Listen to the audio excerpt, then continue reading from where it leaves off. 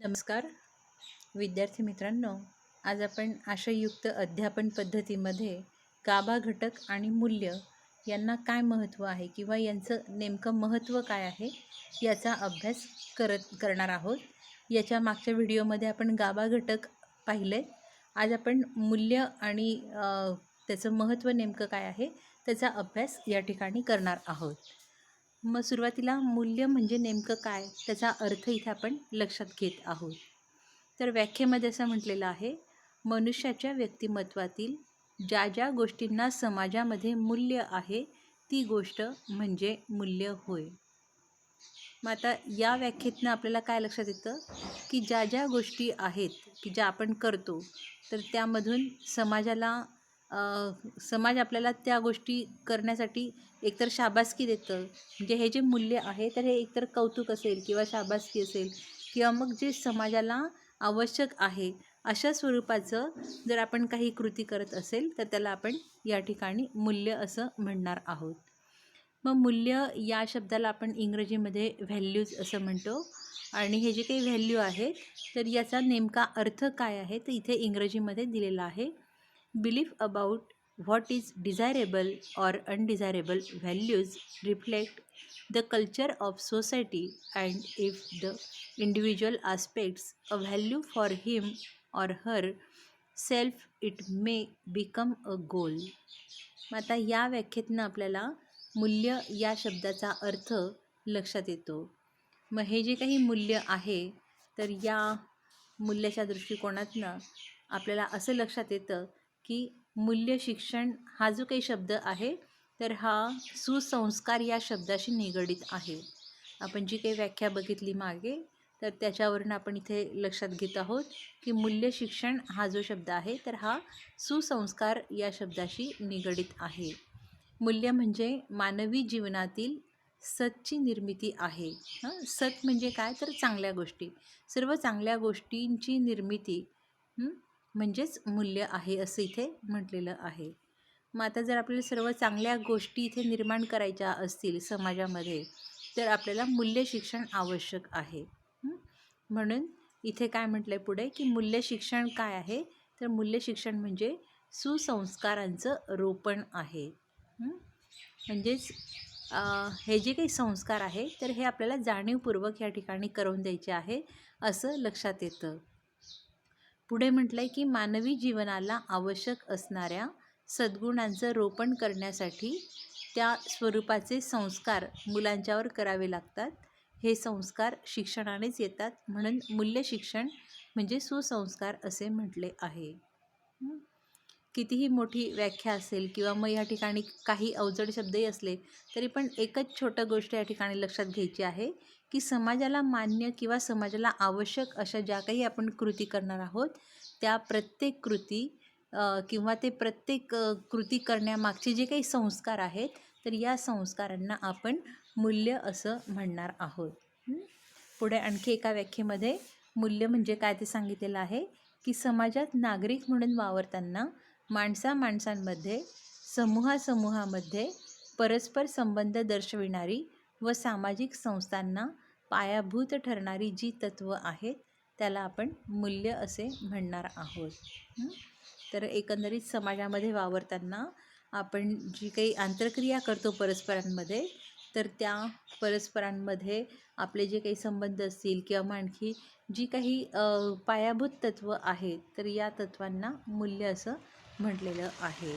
म्हणजे एकंदरीत आपल्याला काय या ठिकाणी लक्षात येतं की आपला जो काही समाज आहे तर या समाजाचा विकास अतिशय योग्य पद्धतीने व्हावा या दृष्टिकोनातून आपल्याला ज्याही काही कृती करायच्या असतील तर त्याला या ठिकाणी मूल्य असं म्हटलेलं आहे. म्हणजेच विधायक सर्व काही जी काही कामं आहेत तर त्या कामांच्या मागचे जे काही संस्कार आहे त्याला आपण मूल्य असं म्हणणार आहोत. मग ही जी काही मूल्य आहे तर ही महाराष्ट्र शासनाने किंवा महाराष्ट्र शासनाचा जो काही आपला शिक्षण विभाग आहे तर या शिक्षण विभागाने गाभाभूत जी काही घटक आहे तर त्यावर ठरवलेली एकूण 10 स्वरूपाची मूल्य आहेत. मग ही 10 मूल्य कोणती तर राष्ट्रभक्ती, सर्वधर्म सहिष्णुता, राष्ट्रीय एकात्मता, स्त्री पुरुष समानता, वैज्ञानिक दृष्टिकोन, श्रमप्रतिष्ठा, वक्तशीरपणा, नीटनेटकेपणा, संवेदनशीलता आणि सौजन्यशीलता. तर ही एकूण 10 मूल्य आहेत. मग आता या 10 मूल्यांचं शिक्षण आपल्याला अभ्यासक्रमाच्या माध्यमातून विद्यार्थ्यांपर्यंत पोचवायचं आहे, किंवा हे जे काही 10 संस्कार आहेत किंवा ही 10 मूल्य आहेत, तर ह्या 10 मूल्यांचे संस्कार आपल्याला विद्यार्थ्यांमध्ये अभ्यासक्रमाच्या माध्यमातून असेल किंवा अभ्यासपूरक कार्यक्रमांच्या माध्यमातून असेल, आपल्याला विद्यार्थ्यांच्यामध्ये करावयाचे आहेत. मग आता या प्रत्येकाचा अर्थ आपण थोडक्यात या ठिकाणी जाणून घेणार आहोत. जी काही आपण 10 मूल्य बघितली ती या ठिकाणी सुंदर अशी कमळाच्या फुलामध्ये दर्शविलेली आहे. आपलं एक नैतिक शिक्षण म्हणून पुस्तक आहे, तर त्या पुस्तकाच्या मागच्या भागामध्ये हे चित्र दिलेलं आहे आणि अतिशय सुंदर असं 10 सुद्धा जी काही मूल्य आहे तिथे मांडलेली आहे. ही 10 मूल्य म्हणजेच नीतिमूल्य आहे असं आपल्याला यामधनं लक्षात येतं. आणि खाली शिक्षण म्हटलं म्हणजे शिक्षणामधनं ही नीतिमूल्य आपल्याला विद्यार्थ्यांमध्ये रुजवायची आहेत. मग आपण सुरुवातीला या ठिकाणी वैज्ञानिक दृष्टिकोन म्हणजे नेमकं काय आहे याचा अर्थ लक्षात घेऊया. आपण बघितलं की वैज्ञानिक दृष्टिकोन हा गाभा घटकसुद्धा आहे आणि त्याला धरून आलेलं मूल्य आहे. मग इथे म्हटलं आहे, एखादी घटना अभ्यासताना तिचा कार्यकारण भाव समजून घेऊन प्रयोगांच्या आधाराने ती सिद्ध करणे म्हणजे वैज्ञानिक दृष्टिकोन होय. पुन्हा नीट लक्षात घ्या की एखादी घटना अभ्यासताना, म्हणजे तुम्ही कोणतीही घटना असेल तिचा ज्यावेळी अभ्यास करत असाल, तर त्या अभ्यास करण्याच्या वेळी किंवा तो अभ्यास करताना त्या घटनेचा कार्यकारण भाव तुम्हाला समजून घ्यायचा आहे. कार्यकारण भाव म्हणजे काय, की ती घटना घडल्यानंतर किंवा ती घटना घडत असताना नेमके तिच्यामध्ये जेही काही तत्त्व असतील किंवा त्यामध्ये ज्याही काही आणखी छोट्या घटना असतील तर त्यांचा परस्परांशी नेमका काय संबंध आहे, तर हा कार्यकारण भाव समजून घेऊन प्रयोगांच्या आधाराने ती सिद्ध करणे म्हणजे वैज्ञानिक दृष्टिकोन होय. तर इथे एक लक्षात घ्यायचं आहे की वैज्ञानिक दृष्टिकोन म्हणजे काय, की कोणतीही गोष्ट आपल्याला पुराव्याशिवाय बोलता येणार नाही. म्हणजेच आपण जेही काही कृत्य करणार आहोत किंवा मग जेही घटना आपण समोरच्याला सांगणार आहोत किंवा आपण ती लक्षात घेणार आहोत, तर त्याच्यामागे कुठल्या ना कुठल्या प्रकारचा पुरावा असणं गरजेचं आहे. ती आपल्याला सिद्ध करता आली पाहिजे. यालाच वैज्ञानिक दृष्टिकोन असं आपण म्हणणार आहोत. मग आता हा जो काही वैज्ञानिक दृष्टिकोन आहे, तर हे काय आहे, तर हे मूल्य आहे. तर हे मूल्य आपल्याला विद्यार्थ्यांमध्ये रुजवायचं आहे. म्हणून पुढे काय म्हटलं आहे की वैज्ञानिक दृष्टिकोन म्हणजे कोणत्याही घटनेकडे पाहण्याचा बुद्धिनिष्ठ दृष्टिकोन होय. समाजामध्ये दैनंदिन जीवनामध्ये अनेक घटना घडत असतात, तर त्या घटनांकडे पाहण्याचा बुद्धिनिष्ठ दृष्टिकोन म्हणजे वैज्ञानिक दृष्टिकोन असं म्हटलेलं आहे. मग आता या ठिकाणी म्हणजे त्या वैज्ञानिक दृष्टिकोनाच्या हे मूल्य लक्षात घेताना आपल्याला प्रयोगच केला पाहिजे असं नाही आहे, तर कोणतीही घटना बघत असताना त्यामागचं तथ्य काय आहे किंवा ती जी घटना घडली ती किती सत्य आहे, ती कशा स्वरूपात बरोबर आहे किंवा कशा स्वरूपात चुकीची असू शकते, ह्या सगळ्या गोष्टींनी जो काही आपण बुद्धिनिष्ठ स्वरूपाचा दृष्टिकोन ठेवणार आहोत त्याला इथे वैज्ञानिक दृष्टिकोन म्हणावयाचे आहे. मग पुढे काय म्हटलं आहे की विशिष्ट उद्दिष्ट समोर ठेवून ते उद्दिष्ट सिद्ध करण्यासाठी प्रयोग करणे, प्रयोगाचे निरीक्षण करणे, निष्कर्ष काढणे म्हणजे वैज्ञानिक दृष्टिकोन होय. मग आता या ठिकाणी आपल्याला प्रयोग करणं हे महत्त्वाचं आहे. मग आता ह्या प्रयोगामध्ये कोणकोणत्या कृती येतात, तर ते इथे दिलेलं आहे की प्रत्येक प्रयोगाला किंवा प्रत्येक घटना सिद्ध करण्यासाठी काहीतरी उद्दिष्ट समोर असावं लागतं. त्या उद्दिष्टाला सिद्ध करण्यासाठी विशिष्ट प्रकारचा प्रयोग करावा लागतो आणि मग हा प्रयोग होत असताना त्याचं निरीक्षण करणं, निष्कर्ष काढणं, या ज्या काही कृती आहेत किंवा या ज्या काही प्रक्रिया आहेत, तर याला एकंदरीत वैज्ञानिक दृष्टिकोन असं म्हणतात. तर आता हे जे काही मूल्य आहे हे आपल्याला विद्यार्थ्यांमध्ये रुजवायचं आहे.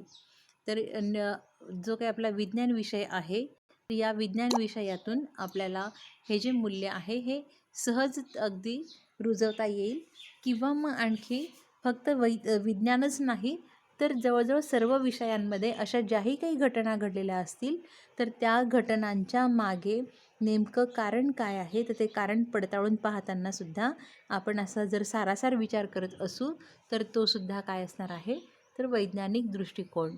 म्हणून भावी पिढीला घडविताना त्यांच्यामध्ये वैज्ञानिक दृष्टिकोन आपल्याला निर्माण करायचा आहे, असं हे मूल्य या ठिकाणी आपल्याला सांगत असते. त्यानंतर पुढचं जे आहे ते दुसरं गाभा घटकालाच धरून आलेलं मूल्य आहे, ते म्हणजे स्त्री पुरुष समानता.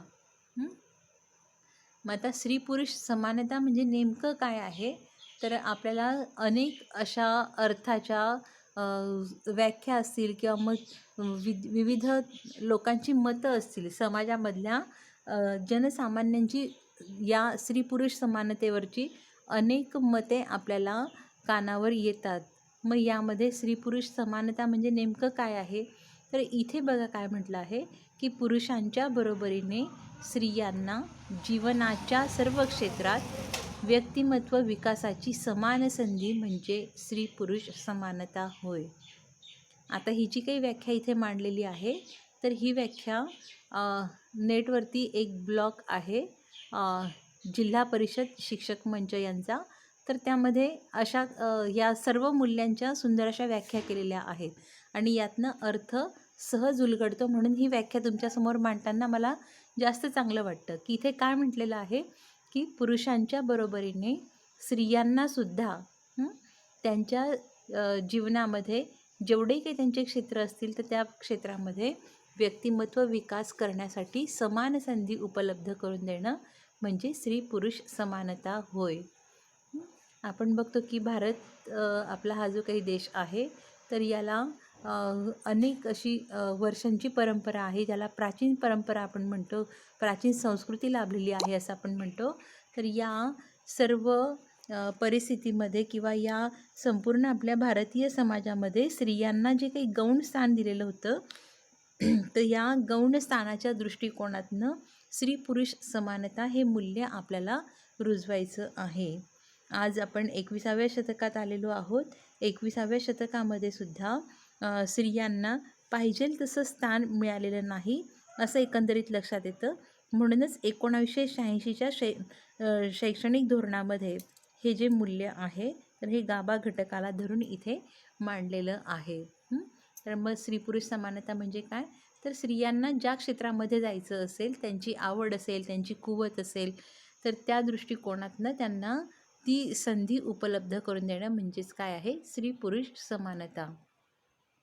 पुढे आणखी छान म्हटलेलं आहे की पुरुषाला जशी सुखदुःख आहेत तशीच स्त्रीला सुद्धा आहेत, याची जाणीव स्त्री पुरुषात जागृत करणे म्हणजे स्त्री पुरुष समानता होय. पुढची जी काही ही व्याख्या सांगितलेली आहे तर ही भावनेच्या संदर्भात मांडलेली आहे की स्त्रीलासुद्धा आपण म्हणतो की सुखदुःख आहेत, पण तिचे सुखदुःख हे दुर्लक्ष केले जातात, परंतु पुरुषांचे सुखदुःख जे आहेत हे प्रकर्षाने सगळेच लक्षात घेत असतात. तर या ठिकाणी स्त्री पुरुष समानता म्हणजे काय आहे, तर ज्याप्रमाणे पुरुषांची सुखदुःख असतात किंवा पुरुषांना सुखदुःख आहेत किंवा ज्या काही भावना आहेत तर तशाच स्त्रियांनासुद्धा असतात आणि म्हणून त्या दोघांच्याही या भावभावना एकसारख्या मानणं म्हणजे स्त्री पुरुष समानता होय. पुढे आणखी काय म्हटलं आहे की स्त्री पुरुषांना जीवनाच्या सर्व क्षेत्रात समान हक्क आणि अधिकार मिळणे, समान वागणूक आणि समान संधी मिळणे असाही समानतेचा अर्थ सांगितला जातो. सामाजिक, आर्थिक, शैक्षणिक क्षेत्रात पुरुषांच्या बरोबरीने स्त्रियांना विकासाच्या सर्व संधी समानतेने समाविष्ट आहेत आणि त्या आहेत आणि फक्त असून उपयोगी नाही तर प्रत्येक घरातून, प्रत्येक कुटुंबातून स्त्रियांना ती संधी उपलब्ध करून देणं आवश्यक आहे. तर ही जी काही स्त्री पुरुष समानता आहे तर आपण मागच्याही काही व्हिडिओमध्ये लक्षात घेतलेलं आहे की समाजामध्ये हे जे काही दोन वर्ग आहे स्त्री आणि पुरुष, तर हे समाजाला पुढे नेणारे खूप महत्त्वाचे असे घटक आहे. लोकसंख्येच्या दृष्टिकोनातूनही आपण जर बघितला तर जवळजवळ निम्मा वाटा हा स्त्रियांचा आहे आणि ह्या निम्म्या भागाला किंवा या निम्म्या वाटा असलेल्या स्त्रियांना जर आपण दुर्लक्षित केलं, त्यांची अवहेलना केली, तर त्या समाजाची प्रगती ही होऊ शकत नाही. आणि म्हणून लहानपणापासूनच विद्यार्थ्यांमध्ये स्त्री पुरुष समानतेचं संस्कार किंवा मूल्य रुजवणं हे आपल्या शिक्षणाचं आद्य कर्तव्य आहे. म्हणून हे मूल्य आपल्याला शिक्षणातनं ज्या ज्या ठिकाणी शक्य असेल त्या ठिकाणी रुजवायचं आहे. महिला दिन येतो किंवा बालिका दिन येतो किंवा मग आणखी आपल्या अभ्यासक्रमामध्ये विविध प्रकारचे धडे असतात, तर त्याला धरून जो काही आशय आलेला असेल तर त्याला आपण फोकस करायचं आहे आणि मग विद्यार्थ्यांना त्या संदर्भातलं हे जे मूल्य आहे तर हे रुजवण्याचा प्रयत्न करायचा आहे. याच्यानंतर आपण संवेदनशीलता हे जे काही महत्त्वाचं मूल्य आहे हे लक्षात घेणार आहोत. मग संवेदनशीलता याचा अर्थ आपण बघत असताना इथे काय लक्षात येतं की एखादी व्यक्ती अन्यायाविरुद्ध उभी राहते, प्रामाणिकपणा दाखवते, अशा व्यक्तीविषयी उदार, स्वागतशील व निर्भय दृष्टिकोन म्हणजे संवेदनशीलता होय. आपण लोकशाही शासन प्रणालीमध्ये राहतो. या लोकशाही शासन प्रणालीमध्ये प्रत्येकाच्या मतांना स्वातंत्र्य आहे. प्रत्येकाला त्याचं मत व्यक्त करण्याची मुभा आहे. आणि असं असताना जर एखादी व्यक्ती होणाऱ्या अन्यायाच्या विरुद्ध उभी राहत असेल तर तिच्यासोबत आपण उभं राहणं हे काय झालं, ही संवेदनशीलता आहे. कारण ती जी व्यक्ती आहे तर ती अन्यायाला विरोध करते, तर मग ती एकटी जर आहे तर तिला सोबत जर आपण केलं तर निश्चितच हा जो होणारा अन्याय आहे तर हा कुठेतरी त्याला अटका होईल किंवा त्याच्या विरुद्ध आपण म्हणजे लढा देऊन तो अन्याय आपण दूर करू शकतो. तर अशा रीतीने संवेदनशीलता म्हणजे काय आहे, तर समाजामध्ये ज्या ज्या काही अनिष्ट प्रकारच्या गोष्टी होत असतील तर त्याच्या विरुद्ध उभं राहणं, तर याला संवेदनशीलता असं आपण म्हणणार आहोत. दुसरं इथे म्हटलं आहे की विधायक कार्य व सेवा कार्य यासाठी सहाय्य करणे. लक्षात घ्या की जे जे चांगलं कार्य आहे, जे जे सेवा कार्य आहे त्याला आपल्याला सहाय्य करायचं आहे. त्यात प्रत्यक्षरित्या किंवा अप्रत्यक्षरित्या सहभागी होणं म्हणजेच संवेदनशीलता आहे. आपल्याला माहिती की बऱ्याचदा नैसर्गिक आपत्ती येते.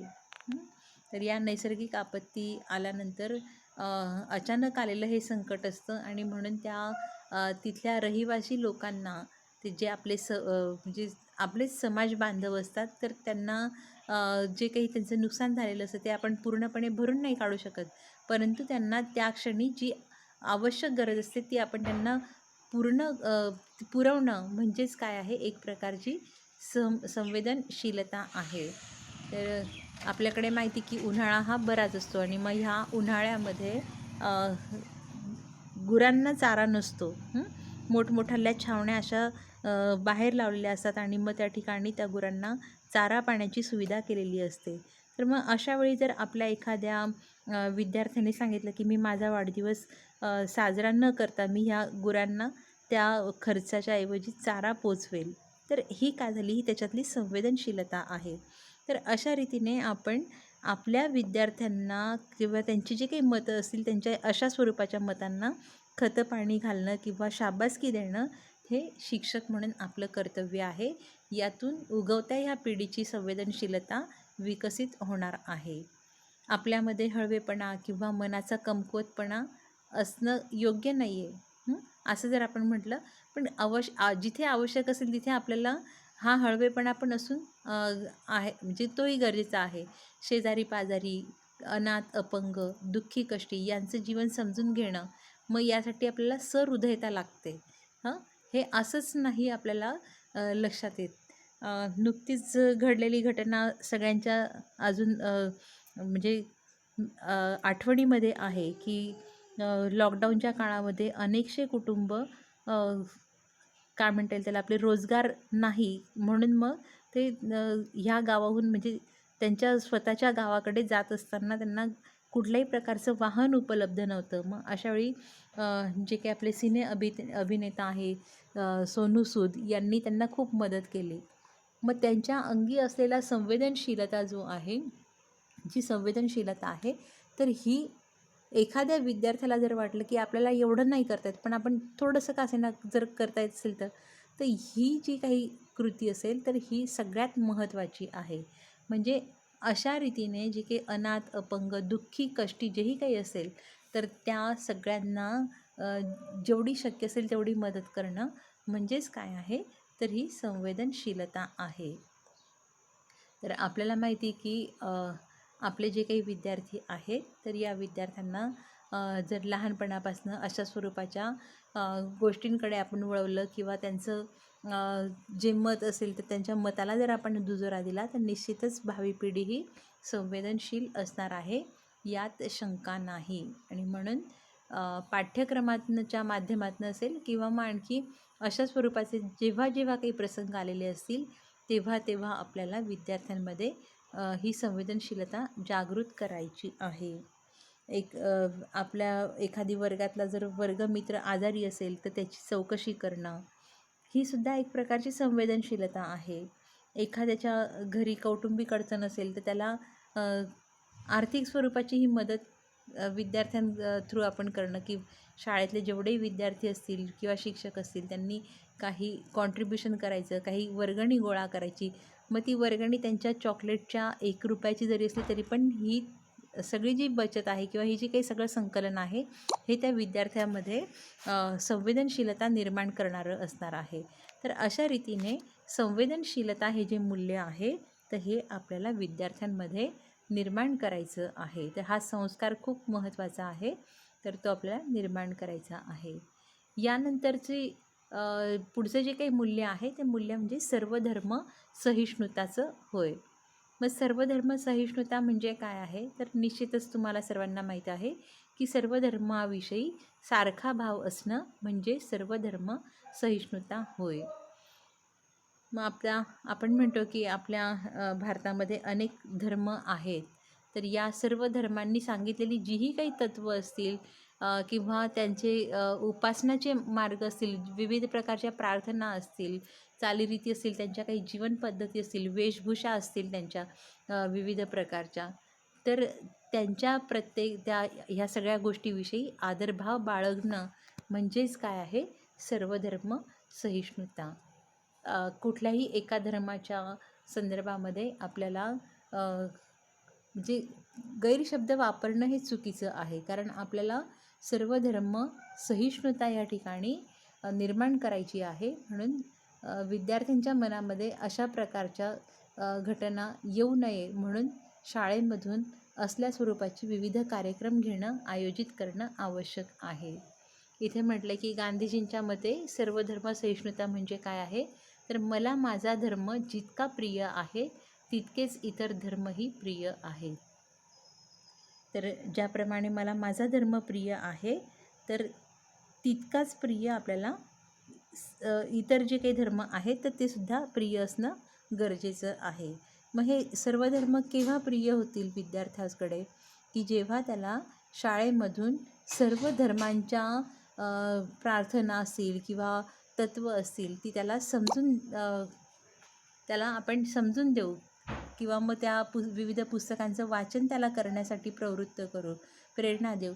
तर त्याचवेळी त्याला सर्व धर्मांमध्ये जी काही तत्त्व सांगितलेली आहे तर त्यातनं त्याला आदर निर्माण होणार आहे. तर अशा रीतीने सर्वधर्म समभाव किंवा सहिष्णुता जी आहे तर ती आपल्याला विद्यार्थ्यांमध्ये रुजवायची आहे आणि ही राष्ट्रीय एकात्मतेसाठी खूप महत्त्वाची आहे. जसं आपण संवेदनशीलता पाहिलं होतं तसंच आता सौजन्यशीलतासुद्धा एक तत्त्व आहे, मूल्य आहे. तर ते म्हणजे नेमकं काय आहे, तर इथे लक्षात येतं की आपल्यामुळे दुसऱ्याला त्रास होणार नाही. सौजन्यशीलता म्हणजे काय आहे बघा, खूप महत्त्वाचं हे मूल्य आहे सौजन्यशीलता, की आपल्यामुळे दुसऱ्याला त्रास होणार नाही, दुसऱ्याची गैरसोय होणार नाही असे वागणे. सहिष्णुता म्हणजे काय, तर कुठेही चुकूनसुद्धा आपल्यामुळे इतरांना इजा होणार नाही, त्रास होणार नाही याची काळजी घेणं.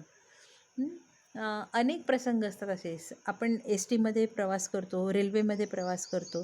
ज्यावेळी आपण प्रवास करतो त्यावेळी आपल्याला लक्षात येतं की गर्दी बरीच असते आणि मग आपल्या बाजूला बसलेली जी व्यक्ती असते तर तिला आपण किती जागा देतो किंवा मग आणखी जर आपण एखादी उभी असलेली म्हातारी व्यक्ती आहे तिला जर आपण आपलं सीट दिलं तर हे काय झालं, हे सौजन्यशीलता झाली. संवेदनशीलतेलाच धरून ही सौजन्यशीलता आहे. तर इतरांना होणारा जो त्रास आहे तर तो आपण त्यांना म्हणजे सोयी उपलब्ध करून देणं हे आपलं मूल्य असलं पाहिजे. हे नसावं, कोणतं नसावं की आपल्यामुळे इतरांना त्रास होईल. की मुद्दाम एखाद्याला धक्का देणं, त्याला पाडणं ही कृती नसतं. तर असे जे काही कृत्य आहे तर ते लहानपणापासूनच आपल्याला विद्यार्थ्यांमध्ये रुजवायचे आहे की जेणेकरून समाजामध्ये ते नागरिक म्हणून जेव्हा उभे राहतील तेव्हा त्यांना ते सौजन्यशील असे निपजले पाहिजे. त्यानंतर पुढे काय म्हटलेलं आहे की आपल्या बरोबरीच्या व्यक्तीशी विनयाने वागणे. विद्या विनयेनं शोभते असं आपण म्हणतो ना. तर मग आता आपण जर शिक्षण घेत आहोत तर या शिक्षणातनं आपल्या बरोबरीच्या व्यक्तीशी आपल्याला विनयाने वागता आलं पाहिजे. इतरांचं म्हणणं आपल्याला ऐकून घेता आलं पाहिजे. दुसऱ्या व्यक्तीबद्दल आदरभावसुद्धा आपल्याला प्रकट करता आला पाहिजे. आणि हे सर्व म्हणजेच काय आहे, सौजन्यशीलता आहे. बघा काय म्हटलं की इतरांचं म्हणणं आपल्याला ऐकून घ्यायचं आहे. आपण काय करतो की आपण आपलं म्हणणं जे आहे तेच आपण पुढे करतो, इतर समोरच्याचं म्हणणं आपण ऐकून घेत नाही. तर असं न करता समोरचा नेमका काय म्हणत आहे हे सुद्धा ऐकून घेणं, अगदी शांतपणाने ऐकून घेणं हे आपलं सौजन्यशीलतेचं वर्तन असणार आहे आणि हे विद्यार्थ्यांमध्ये आपल्याला रुजवायचं आहे. पुढे म्हटलं आहे दुसऱ्यांचे स्वागत करणे, त्यांच्या सुखदुःखाशी समरस होणे, यातून सौजन्यशीलता दिसते. सौजन्यशीलता हे जे मूल्य आहे हे कशातनं दिसते तर आदरातिथ्य असेल किंवा मग आणखी इतरांच्या सुखदुःखामध्ये जर आपण सहभागी होत असेल त्यातूनही सौजन्यशीलता आपल्याला दिसते. तर पुढे म्हटलेलं आहे की सौजन्यामध्ये विनय, नम्रता हे जे गुण आहे हे खूप महत्त्वाचे आहेत. अरेरावी वृत्ती नाही आहे इथे. इथे काय म्हटलं आहे, विनय म्हटलं आहे, अतिशय शांत सोज्वळ स्वरूपाची वागणूक. तर ही काय, ही सौजन्यशीलता आहे. समाजामध्ये वावरताना अगदी लहानपणापासूनच असे जर संस्कार मिळाला तर कुठल्याही प्रकारची भांडणं कुटुंबातच काय तर पूर्ण समाजातच असली काही भांडणं होणार नाहीत किंवा असले काही कृत्य होणार नाहीत. आणि म्हणून सौजन्यशीलता हे खूप महत्त्वाचं मूल्य आहे. तर हे गुण अंगी बाणण्याचा आपल्याला प्रयत्न करायचा आहे. आपल्याकडून जर चूक झाली तर त्याला क्षमा मागितली पाहिजे. तर म्हणजे आपण म्हणतो ना की चूक आहे तर ही माणूसच चूक करतो, आपण तर काही देव नाही. तर चुका होतात हे मान्य आहे आपल्याला, परंतु ती चूक जर झाली तर ती आपल्याला माफी मागून दुरुस्त करता आली पाहिजे. जर असं असेल तरच आपण त्याला काय म्हणणार आहोत, सौजन्यशीलता. जर एखाद्याने आपल्याला मदत केली तर त्याची आपल्याला कृतज्ञता व्यक्त केली पाहिजे, त्याचा आभार मानला पाहिजे. तर हे जे काही मॅनर्स आहेत तर हे सुद्धा आपल्याला सौजन्यशीलता आहे असंच दाखवतात. तर हे मूल्य आपल्याला विविध पाठ्यक्रमांमधनं तसंच विविध कार्यक्रमांमधनं विद्यार्थ्यांमध्ये निर्माण करावायचे आहेत. जाणीवपूर्वक हे मूल्य विद्यार्थ्यांमध्ये रुजवायचं आहे. त्यानंतर पुढचं आणि खूप महत्त्वाचं मूल्य आहे ते म्हणजे राष्ट्रभक्ती. अगदी आपला जो गाभा घटक आहे, पहिलाच गाभा घटक, त्याला धरून आलेलं हे राष्ट्रभक्ती मूल्य आहे. राष्ट्रभक्तीचा अर्थ काय दिलेला आहे की राष्ट्रभक्ती म्हणजे राष्ट्रध्वज, राष्ट्रगीत, देश, समाज, परंपरा, संस्कृती, कला, साहित्य, इतिहास, आपले देशबांधव, निसर्ग या सर्वांबद्दल योग्य तो अभिमान वाटणं म्हणजेच राष्ट्रभक्ती होय. मग ह्या सर्व गोष्टींबद्दलचा अभिमान म्हणजे राष्ट्रभक्ती आहे. जेवढी आपली राष्ट्रीय प्रतीक असतील ती, त्याच्यासोबतच कला, संस्कृती, इतिहास, साहित्य आणि देशबांधव या सर्वांबद्दल, आणखी परत निसर्ग, तर या सर्वांबद्दलचा अभिमान म्हणजेच राष्ट्रभक्ती होय. तर इथे पुढे म्हटलं आहे सार्वभौम राष्ट्रांच्या नागरिकांच्या जीवनातील हे सर्वश्रेष्ठ जीवनमूल्य आहे. तर सार्वभौम राष्ट्र म्हणजे आपण, आपला भारत. भारत हे सार्वभौम राष्ट्र आहे आणि या आपल्या भारतासाठी हे मूल्य खूप महत्त्वाचं आहे. तसंच भारतामध्ये विविधता आहे आणि म्हणून राष्ट्रभक्ती किंवा मग हे जे काही सगळं सर्वांबद्दलचा जो अभिमान आहे तर तो या ठिकाणी आवश्यक आहे.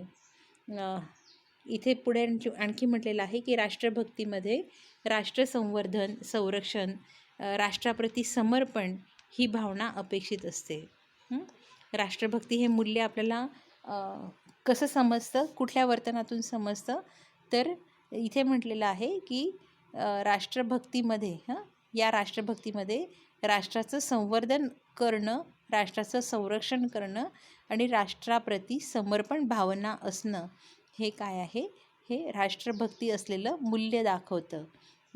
त्यानंतर पुढे म्हटलं आहे भारतीय संविधान, पर्यावरण, साधनसंपत्ती, राष्ट्रीय इतिहास, संस्कृती याबाबत जिज्ञासा, प्रेम व श्रद्धा बाळगणं हे काय आहे, तर हे राष्ट्रभक्तीचं अपेक्षित किंवा हे राष्ट्रभक्तीमध्ये अपेक्षित आहे.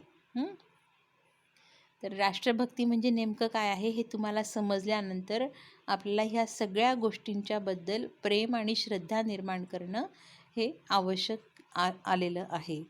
पुढे म्हटलं आहे की स्वदेशीचा स्वीकार करणे, प्रत्येकाने आपले कार्य कर्तव्यबुद्धीने व प्रामाणिकपणे पार पाडणे ही पण काय आहे, ही राष्ट्रभक्ती आहे. राष्ट्रभक्ती म्हणजे केवळ आपण वरती म्हटलेलं आहे त्याप्रमाणे राष्ट्रीय प्रतीकांचं पालन केलं आणि मग आपली राष्ट्रभक्ती पूर्ण झाली तर असं नाही आहे. तर अगदी ते तर आपल्याला करायचंच आहे, परंतु त्याच्यासोबतच आणखी काय आहे, तर प्रत्येकाने आपलं काम जे आहे, आपल्या वाट्याला आलेलं जे कार्य आहे तर ते अतिशय प्रामाणिकपणे पार पाडणं ही पण काय आहे, ही राष्ट्रभक्ती आहे. तर अशा रीतीने आपल्या राष्ट्राबद्दलचा जो अभिमान आहे हा प्रत्येक भावी नागरिकामध्ये रुजला पाहिजे. या दृष्टिकोनातनं पाठ्यक्रमामध्ये ज्यावेळी अशा स्वरूपाचा आशय येईल त्यावेळी तसंच आणखी विविध कार्यक्रमांचं आयोजन करून विद्यार्थ्यांमध्ये राष्ट्रभक्तीचं मूल्य जे आहे हे निर्माण करायचं आहे. त्यानंतरचं पुढचं जे काही मूल्य आहे ते म्हणजे नीटनेटकेपणा. नीटनेटकंपणा आपल्याला माहिती की अगदी व्यवस्थितपणा. नीटनेटकंपणाला आणखी दुसरा शब्द आपण म्हणतो अतिशय व्यवस्थितपणा. मग आता हा जो व्यवस्थितपणा आहे किंवा नीटनेटकापणा आहे तर इथे म्हटलं की हे व्यक्तिमत्वाचे अंतर आणि बाह्य असे 2 घटक आहेत. नीटनेटकेपणामध्ये हे दोन्ही घटक येतात. एखाद्या व्यक्तीचं व्यक्तिमत्व हे बाहेरून टापटीप दिसतं आपल्याला, परंतु आतून त्याचे विचार जर असतील तर बाहेरच्या टापटीपपणाला किंवा नीटनेटकेपणाला अर्थ उरत नाही. आणि म्हणूनच अंतर आणि बाह्य अशा दोन्ही स्वरूपांमध्ये नीटनेटकेपणा असणं गरजेचं आहे. मग वेशभूषा, केशभूषा किंवा मग आपल्या वस्तू योग्य ठिकाणी ठेवणं या गोष्टींची सवय आपल्याला विद्यार्थ्यांना लावायची आहे. त्यांच्या विचारांमध्ये सुसंगती असणं किंवा विचार योग्य रीतीनं मांडणं हा सुद्धा काय आहे, नीटनेटकेपणाचा भाग आहे. आपण अंतर आणि बाह्य म्हटलं ना तर त्याप्रमाणे अंतर्भागामध्ये जे काही आपले विचार असतात ते विचारांची अतिशय सुसंगत मांडणी करणं हे आंतर स्वरूपाचं नीटनेटकेपणा आहे. आणि तसंच केशभूषा असेल, वेशभूषा असेल किंवा मग आपल्या वस्तू अगदी व्यवस्थित ठेवणं ही बाह्य स्वरूपाचं नीटनेटकेपणा आहे. तर ही सवय जी आहे ही लहान वयातच लावणं गरजेचं आहे. हा संस्कार लहान वयातच रुजणं गरजेचं आहे. तर एकंदरीत हा जो नीटनेटकेपणा आहे तर हा कुटुंबामधून विद्यार्थ्यांमध्ये मोठ्या प्रमाणामध्ये रुजविला जातो आणि शाळेमधून सुद्धा हे मूल्य रुजवलं जावं अशी अपेक्षा या ठिकाणी आहे. यानंतर राष्ट्रीय एकात्मता हे पुढचं मूल्य आहे. तर राष्ट्रीय एकात्मता म्हणजे काय, तर राष्ट्रातील व्यक्तींची मने जोडण्याची प्रक्रिया. राष्ट्रीय एकात्मता म्हणजे काय आहे, तर राष्ट्रामध्ये जितकेही काही व्यक्ती आहेत तर त्या व्यक्तींची मनं जोडण्याची प्रक्रिया म्हणजेच राष्ट्रीय एकात्मता. अतिशय सुंदर अशी व्याख्या या ठिकाणी केलेली आहे. इथे कोणत्याही धर्माचा किंवा जातीचा किंवा समाजाचा उल्लेख नाही आहे. तर इथे काय केलं आहे, तर प्रत्येक व्यक्तीचं मन जोडणं, तर याला आपण राष्ट्रीय एकात्मता असं म्हणणार आहोत. मग ती आपल्या कुटुंबातली असो, समाजातली असो किंवा परप्रांतातली असो, कुठलीही असो ती व्यक्ती, त्या प्रत्येक व्यक्तीशी जिथे जिथे आपला संबंध येईल त्या व्यक्तींशी तिथे आपल्याला त्यांच्यासोबत मिसळून राहण्याची प्रक्रिया म्हणजे राष्ट्रीय एकात्मता आहे, असं ही व्याख्या इथे स्पष्ट करते. पुढे म्हटलं की राष्ट्राच्या समाज घटकांमध्ये सुखदुःखाच्या समान भावना, आपण सर्व नागरिक एकच आहोत, हे आपल्या वागण्यातून दिसणं म्हणजे राष्ट्रीय एकात्मता आहे. अनेक धर्म जरी असले, अनेक जाती जरी असल्या, कितीही विविध प्रकारचे असले, जरी संस्कृती ही वेगवेगळी असली, भाषा वेगळी असली किंवा मग आणखी अनेक अशा गोष्टींमध्ये विविधता असली, असं जरी असलं तरी पण आम्ही भारताचे आहोत, ही राष्ट्रीय एकात्मता आहे. तर अशी राष्ट्रीय एकात्मता आपल्याला अखंडपणे पालन करायची आहे आणि म्हणूनच भावी नागरिकांमध्ये हे मूल्य रुजवणं आवश्यक आहे. पुढे श्रमप्रतिष्ठा हे जे मूल्य आहे हे आपल्या 10 मूल्यांमधलं एक मूल्य आहे. तर श्रमप्रतिष्ठा, जसं आपण प्रत्येक मूल्य म्हणतो की हे किती महत्त्वाचं आहे, तर हे सुद्धा मूल्य तितकंच महत्त्वाचं आहे. कारण इथे श्रमांना प्रतिष्ठा आपल्याला प्राप्त करून द्यायची आहे. कोणत्याही प्रकारचं जे श्रम आहे, जे समाजाला मान्य आहे, असे प्रत्येक श्रम हे प्रतिष्ठित आहे, ही भावना विद्यार्थ्यांमध्ये बिंबवणं खूप महत्त्वाचं आहे. आपल्याला माहिती की अनेक विद्यार्थी आज असे आहेत की जे ग्रॅज्युएशन होऊन घरी बसलेले आहेत, ज्यांच्या हाताला काम नाही आहे. तर पुष्कळसे असे म्हणतात की आम्ही एवढे शिकलेलो आहोत, पण आम्हाला पाहिजे तसं व्यवसाय मिळत नाही आणि म्हणून ते घरी बसतात. तर नाही, घरी बसणं हा चुकीचा भाग झाला. तर इथे श्रमाची प्रतिष्ठा आपल्याला मिळवून द्यायची आहे. आपण ज्या प्रकारचं शिक्षण घेतलेलं आहे, तर त्या प्रकारचं आपल्याला काम मिळेल, पुढे मिळेल, कदाचित आणखी आपल्या नशिबात जेव्हा असेल तेव्हा मिळेल, पण आज रिकामं बसणं हे किती योग्य आहे आणि म्हणून त्यातही आपल्याला काहीतरी वेगळ्या प्रकारचा मार्ग शोधणं हे गरजेचं आहे. तर ही श्रमप्रतिष्ठा आहे. मग इथे काय म्हटलेलं आहे की व्यक्ती, समाज व राष्ट्र यांच्या निकोप विकासासाठी कराव्या लागणाऱ्या श्रमांना सर्वांची मान्यता असणे व ती मान्यता आचरणात आणणे, यास श्रमप्रतिष्ठा असे म्हणतात. श्रमप्रतिष्ठा या मूल्याचा जर आपण नीट विचार केला तर या शब्दामध्ये किंवा या मूल्याच्या शब्दांमध्ये आपल्याला 2 शब्द एकत्रित आलेले दिसतात. एक म्हणजे श्रम आणि दुसरा आहे प्रतिष्ठा. मग दोघांना उलटपालटही केलं तरी पण त्याच्यातनं अर्थ हा आणखी गहन निघतो, हे लक्षात घ्या. म्हणजे आपण सुरुवातीला म्हटलं होतं की समाजाला मान्य असलेली जेवढेही काही कामं असतील, जेवढे काही प्रकारचे श्रम असतील, त्या प्रत्येकाला प्रतिष्ठा मिळणं.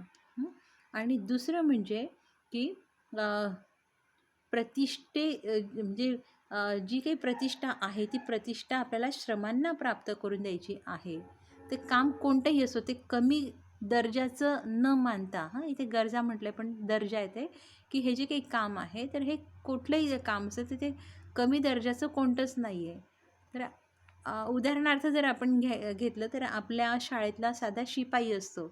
तर आता ह्या शिपायाचं जे काही काम आहे, तर हे काम त्याचं पद जरी लहान असलं तरी त्याचं काम हे किती महत्त्वाचं आहे, त्या महत्त्वाला इथे पाहणं गरजेचं आहे. जर त्याने वेळेवर बेलच दिली नाही तर काय होणार आहे की तासिका तुमच्या डिस्टर्ब होतील आणि म्हणून कोणतंही काम असेल ना, तर ते काम कमी दर्जाचं नसतं, हे विद्यार्थ्यांना पटवून द्यायचं आहे. आणि म्हणून त्या प्रत्येक श्रमाबद्दल आदर दाखवणं म्हणजेच काय आहे, श्रमप्रतिष्ठा. मग हे श्रमप्रतिष्ठेचं मूल्य आपल्याला विद्यार्थ्यांमध्ये बिंबवून देत असताना प्रत्येक विद्यार्थ्याला स्वतःची कामं स्वतः करायला लावायची आहे. विद्यार्थी जसा हळूहळू परिपक्व होत जातो, मॅच्युरिटी त्याच्यामध्ये येते, तसं तसं त्याला त्याची कामं जी आहेत ती स्वतःला करायला सांगणं आपण शिकवायचं आहे. त्याच्या कामांमध्ये किती आपण मिक्स व्हायचं किंवा त्याला किती आयतं आपण द्यायचं हे लक्षात घ्यायचं. त्याच्या वयानुसार आपण हे ठरवायचं आहे. तर इथे स्वतःची कामं स्वतःला करायला सांगणं हे एक श्रमप्रतिष्ठेला आवश्यक असं गोष्ट आहे. तसंच आपण ही जी काही श्रमप्रतिष्ठा आहे ही आणखी कशा प्रकारे रुजवता येईल, हे मूल्य आणखी कशा प्रकारे रुजवता येईल, तर विद्यार्थ्यांना आपली शाळा असेल किंवा वर्ग असेल, मैदान असेल, तर हे त्यांना स्वच्छ ठेवणं किंवा आपल्या शाळेजवळचा जो काही परिसर असेल किंवा मग आणखी बगीचा असेल, तर यामध्ये नीटनेटकेपणा ठेवणं किंवा मग स्वच्छता ठेवणं, यासारख्या कार्यक्रमांमधनं श्रमप्रतिष्ठा हे मूल्य जे आहे तर हे रुजणार आहे. यावेळी एखाद्या विद्यार्थ्याने केलेल्या सुंदर अशा कामांना, सुंदर अशा श्रमांना त्याला जर आपण शाबासकी दिली, तर त्याचं बघून इतरही विद्यार्थी श्रमप्रतिष्ठेसाठी प्रवृत्त होतात किंवा त्यांना ती प्रेरणा मिळत असते. तर अशा काही गोष्टी शिक्षकांनी जाणीवपूर्वक करायच्या आहेत. यानंतरचं मूल्य जे आहे ते म्हणजे वक्तशीरपणा. वक्तशीरपणा म्हणजे काय, तर हाती घेतलेले काम नियोजनानुसार यशस्वी पार करणे. इथे वेळेला महत्त्व आहे. आपण जे काम करणार आहोत तर ते काम ठरलेल्या वेळेनुसारच पूर्ण करणं म्हणजे वक्तशीरपणा आहे. या वक्तशीरपणामध्ये तो शाळेचा होमवर्क असेल किंवा विद्यार्थ्यांनी वेळेवरती हजर असणं असेल, अशा छोट्या छोट्या गोष्टींमधून त्याच्यामध्ये वक्तशीरपणा हा जो गुण आहे हा निर्माण होणार आहे. जर आपण अनेक अशा आदर्श व्यक्तींचं किंवा थोर व्यक्तींचं चरित्र जर अभ्यासलं, तर त्याच्यामध्ये आपल्याला त्यांच्या अंगी वक्तशीरपणा होता हे लक्षात येतं.